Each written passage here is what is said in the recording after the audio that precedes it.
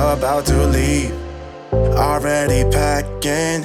Come with me, I'm not really asking. We'll get away to a place where we don't know. Hey guys, and welcome back to my channel. So today I'm going to be doing something a little different.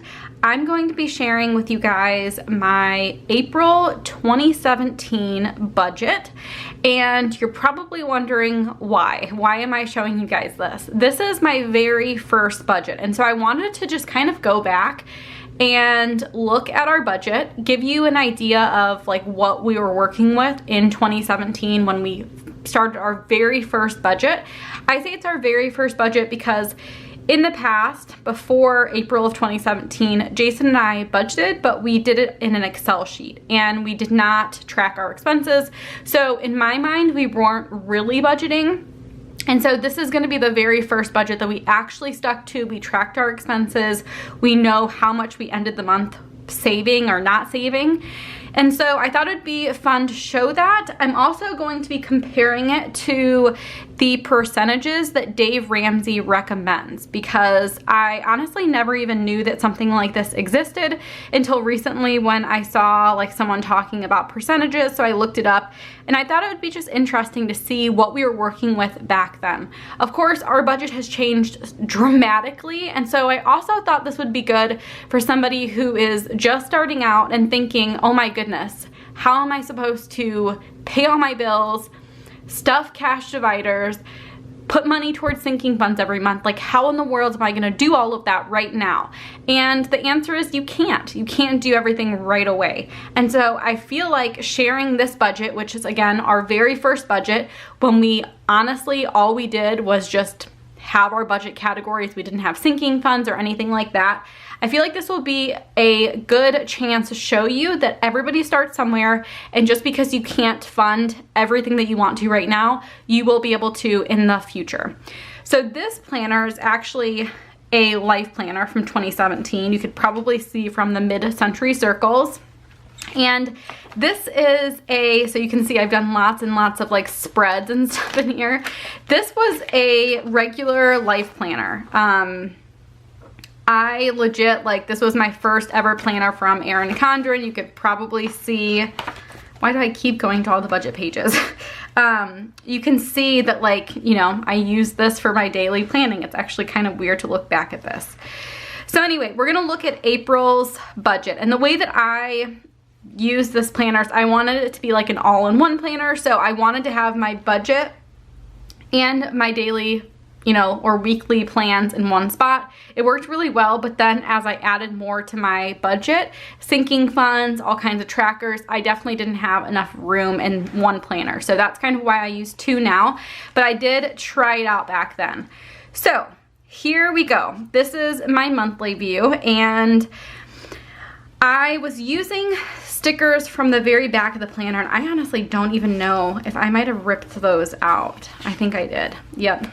So I used the stickers that came in the back of the planner. So you can see there's some like regular stickers, there's some flag stickers. This did not work out for me because honestly I was just filling stuff in. I didn't have any colors or any categories going on. And speaking of which, let me bring out my budget planner now just so you guys can get an idea of what it is, what it looks like now. So this is my budget planner now. Of course, all the stickers are for my Etsy shop.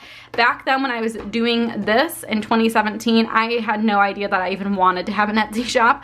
So you can see now I have everything categorized. It's very easy when I'm doing my weekly check-ins to see how we're doing and know, okay, everything in the peach color, that's eating out. Everything in pink, that's gonna be groceries.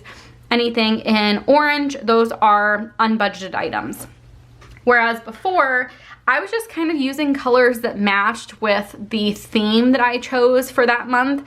And so you could tell there's like no rhyme or reason. I ran out of these cute peach colors, so I used the purple, and then I had to use the yellow. There, again, no rhyme or reason at all.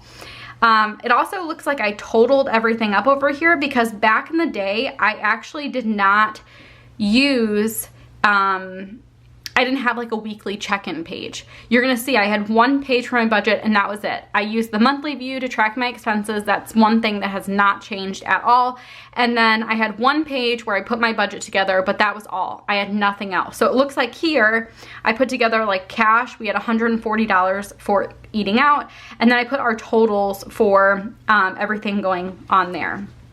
I also have some little side notes here. Looks like auto payment was Macy Swim, Netflix, stuff like that.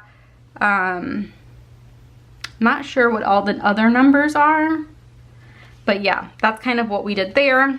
So here's our budget, and keep in mind, I'm showing my income, I'm showing savings. This is something that I normally don't do, and I honestly don't plan to do in the future, but my income from this point until when I quit my job changed so much that I figured this number doesn't even really represent anything anymore. But this was back in 2017. This was before my MBA, before my CPA, before raises, all of that fun stuff. So you can see back then it was just my income. So I had 2 paydays every single month and my income totaled just over $4,000. That number is after insurance, after retirement savings, after everything like that. We actually also had giving that I would automatically have come out, so I excluded that as well. I never include giving as part of our expenses because I just like to think of it as like, okay, it's money that's already gone.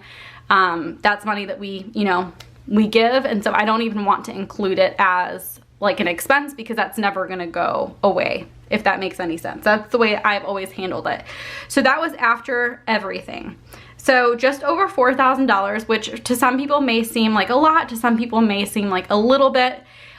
This was the first month that we budgeted with our mortgage because again, in April, we only had our house for like 2 months at that point. We bought it at the end of January. So this was all very new to us. Budgeting for a house was very new to us. And so you can see we had our mortgage of $1,621. Electric and gas came in.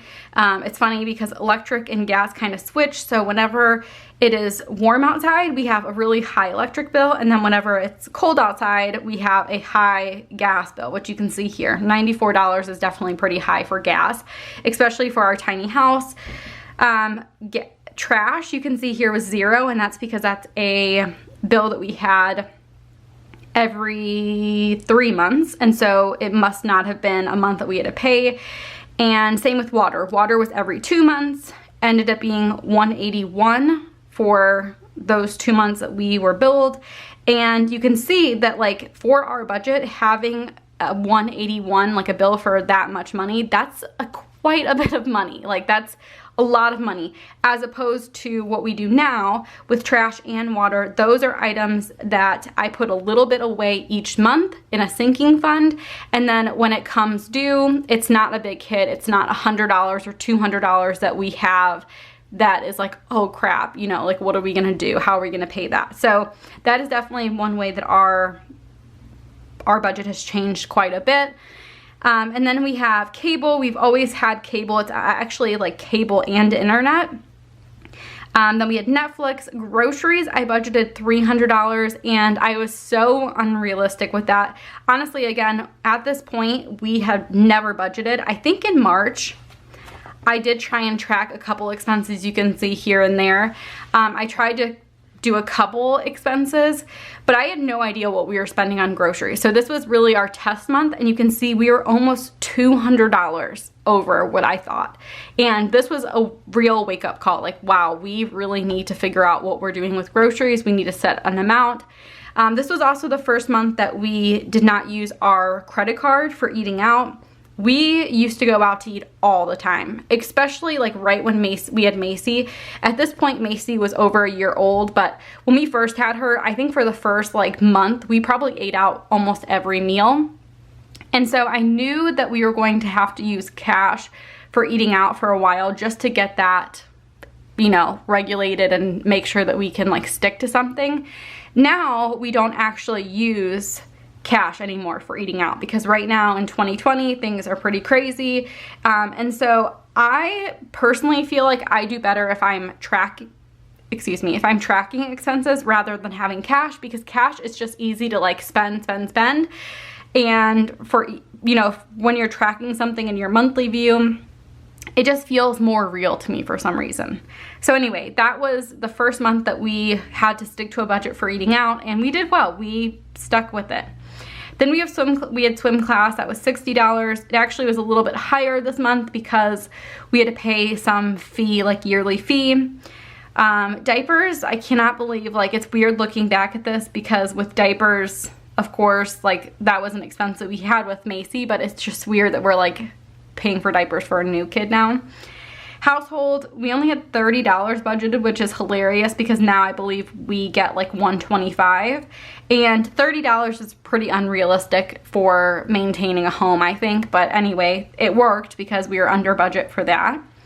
This was back when I had my car payment for my Prius. So we had the car payment that was $367, and I believe we ended up paying this car off a year later because we already had the car for quite a bit at this point. So anyway, now we are almost done paying off our second car, and so that's always kind of exciting. We also had gas for our cars, which came a little bit over budget at $124. I think $100 was a reasonable amount. Sometimes with timing, you just, you know, there's like things. I'm guessing in May we were under budget for gas because that's just kind of how it works. And then we did have a birthday, so we budgeted $40, ended up being $36. And so our total expenses budgeted were just over $3,000. Everything that we actually spent was just over $3,500, which means that we were supposed to save a little bit over $1,000, and we ended up saving $631.16. Again, for some people, these numbers may seem really high, but keep in mind at this point, we are not saving for the utilities that were coming up. We were not saving for our car insurance that was going to be due in, let's see, it was just paid in February, so it was going to be due again in August. We were not saving for clothes or anything like that. And some people don't have crazy sinking funds for all of their expenses. For me, it just helps me regulate my budget so it's not like, holy crap, we have like big expenses this month. But some people are okay with that. I prefer consistency a little bit more. So anyway, what I wanted to do with this is just kind of take a look at what our percentages were, because I always feel like it's interesting to see this. It's obviously changed over time. I already went through and told you how things have changed. We don't have swim class anymore, but now we do have Macy's preschool, which is like $1,000 a month, which is so much money. We have a car payment, which is higher now, but hopefully this is the last month that we have it. Our mortgage is slightly higher. Now our mortgage is just over $1,700, and that's just because of property taxes, because your principal and interest doesn't change, and so it's really just the fact that we live in an area with pretty high property taxes, and every single year it seems like our escrow is underfunded, and so we have to fund more. So anyway, let's take a look and see what our percentages are. So according to Dave Ramsey's percentages, your housing should be 25% of your take-home pay, which this is my take-home pay for anybody who's not familiar with it. At this point, I think I was making $80,000 a year, but then of course after taxes and insurance, giving, all of that, my take-home pay ended up being $50,000, which is like crazy to me that like $30,000 of it is taken from all of those things, but I guess it makes sense. So anyway, so if you take a look at our mortgage, $1,621.64 divided by 4,181.04, that, holy crap, guys, that was almost 39% of our take-home pay. Wow, that is pretty insane. That is like shocking to me. That is a huge number, definitely way over what Dave would recommend. And we had no problem at all getting a mortgage at all. That is so crazy to me. I'm trying to think, I'm not sure if it was in April or not, but we did have Jason start working part-time at some point, and I honestly don't remember exactly when it was. I want to say it was pretty soon after we moved in, maybe in March, but his entire paycheck went towards like doing stuff for the house. We have like a pretty big yard, so we always needed to maintain that with, we needed like a lawnmower, and we needed seed, grass seed, we needed fertilizer, we needed all this stuff. And so he worked part-time, and a lot of his income went towards that. It also went towards like random stuff that we like needed that we didn't have going through our budget. So we probably made more than this, but still, wow, 38%, almost 39%. That is shocking, to say the least. That is insane.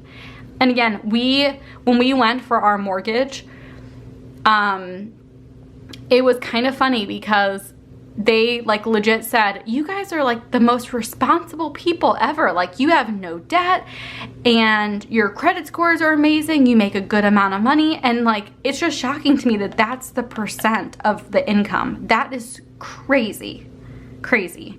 I'm happy to say that now our mortgage is a very small percentage of our income, and I made sure that that was a fact before I switched to being self-employed.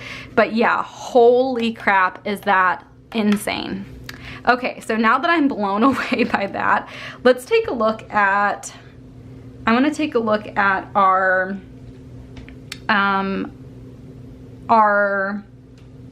food. So food should be 10 to 15%. So if we do the 300, actually we should do the real percentage. So 497.78 plus 140, 637.78 was what we spent in April. And then let's divide that by what our take-home pay is. So 15.25. So just over 15%. So that's actually on the higher end of what they recommend, but that's still within the range. Let's see. I think utilities are supposed to be 5 to 10. So let's add up all of our utilities. And this is something that is interesting because I don't know if you are supposed to include your cable and stuff, but we're just gonna do it for the sake of it. So 181.19, 147.07. Okay, we're not gonna include Netflix because I'm gonna consider that like entertainment, but that we're gonna include everything else because internet, that's something that I consider like a utility. Anyway, that's 471.43. If you divide that by take-home pay, that's 11%. So he recommends that be between 5 and 10. So it's probably reasonable there because you could probably do recreation. That could be considered cable. So I'm gonna say that we're within that range. But I definitely recommend, if you're not already doing this, to take a look at your percentages. I think it really does make a huge difference in how you think about money because, you know, like there's some things that you're just like, oh, you know, I need a house. So, you know, I need a house and it's $1,600, like we can afford that. But then when you take a look at it and see compared to what your take-home pay is, sometimes you might be shocked by what that percentage is. And again, I have recently become like a big Dave Ramsey person. I think that it's really interesting to see what he recommends. Of course, you have to take everything with a grain of salt. You have to make sure that things are gonna work for you. But I honestly never knew how much of our take-home pay was going towards our house back then. Like, that is shocking to me. Again, I knew I made almost $4,200 every month after everything that came out, and $1,600 did not seem like that big of a deal. But if we were doing what Dave recommended and we did 25%, our mortgage would just be over $1,000, which that's quite a bit of a difference. So anyway, I just think that it's really interesting. And our mortgage was a 30-year loan when he recommends that you have a 15-year. Now, we did pay quite a bit of our mortgage off. If you've been watching some of my videos, you probably know that. But I'm pretty sure that we cut the number of years by half when we made that big mortgage payment, so that was great.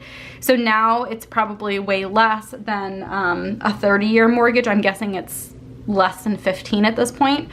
But anyway, it is just shocking at some of these numbers. So I'm gonna go through with my budget and I'm just gonna see like what our percentages are probably at the end of the month, because again, some of these things, like I would base it more off of what you actually spend rather than what you budget, because sometimes that can vary. But anyway, I think that it's so interesting to look back at this and just see how we did. You can see here, I actually made these my own stickers. I just used like Avery labels and tried to match them to my colors. This is still one of my favorite prints from Erin Condren, and I actually have like an art print in my office with that. But you can see here, this is May's budget. I'm not gonna go through all of them, but you can see like things changed throughout time. So groceries, we actually did really well. You can see I increased our budget by $100 this month. We did not do so good with eating out. Something must have happened in May. We must have went on a trip or something. But you can see like when we have, yeah, we did go on a trip. We went for Sherry's wedding. But you can see like there's just things that kind of come up, and a lot of the things that are over budget or that make our budget super like flexible with sinking funds, now it's not the case. Like for example, we had Jason's sister's wedding. That is something now that we would be using a sinking fund. We'd be using like our gift sinking fund. Same thing with diapers and baby. It wouldn't be like this huge, you know, over $100 expense, because we'd put a little bit away each month, and then this would be part of our sinking funds. So it's just fun. It's fun to look back at these budgets and see how much has changed.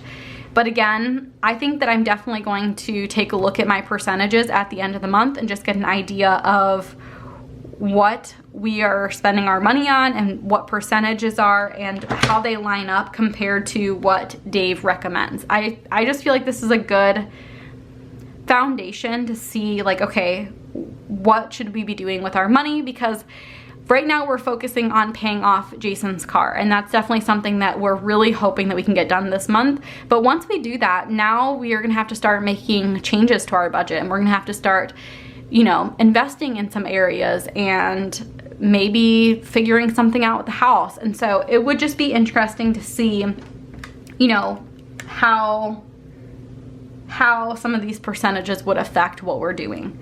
One other thing that I wanted to share is savings. They say that savings should be between 10 and 15% of your take-home pay. So I'm just gonna do my salary at this time times 15%. And so according to Bear Advice, you'd be saving around $630 every month. So I'm not sure if that would be like straight savings or if that would be towards like retirement.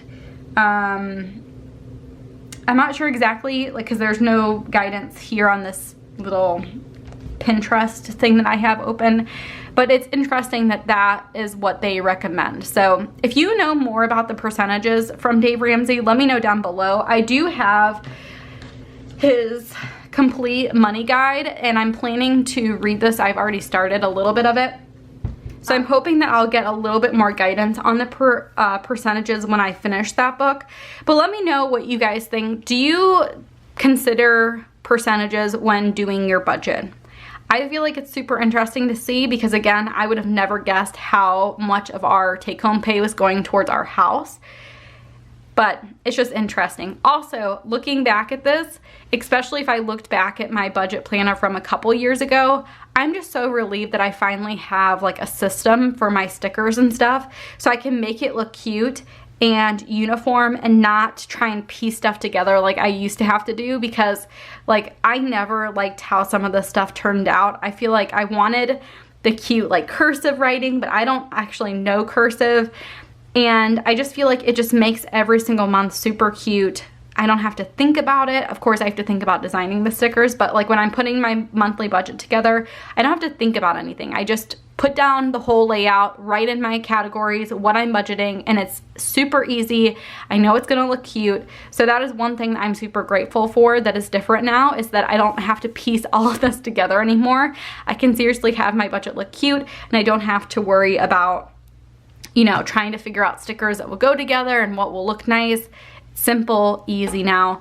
So anyway, I hope you guys enjoyed hearing like a little flashback to our budgets past. Again, this was only our second budget ever. And that is just crazy to me that we still saved close to $900, even with that being said. But anyway, that is pretty much it for today's video. Again, I hope you guys enjoyed seeing old budgets and getting to see like what percentages and stuff were for us back in the day. Again, things changed quite a bit from when we first started doing this. Our budget is so different now. Our income is so different. Our expenses are so different. We now have sinking funds. We have cash dividers. And it's just insane to like look back and see what things used to be. So anyway, let me know if you guys have looked back at some of your old budgets. What have you found? Are you shocked by like your budgets? Are you shocked by how much you made? Are you shocked by how over budget you used to be? I'm honestly just shocked by how I still somehow made it work, even though this was just not working. I still was able to track everything and make it work, even with how little I had. So anyway, thank you guys so much for watching, and I will see you guys next time. Bye guys. About to leave, already packing. Come with me, I'm not really asking. We'll get away to a place where we don't know.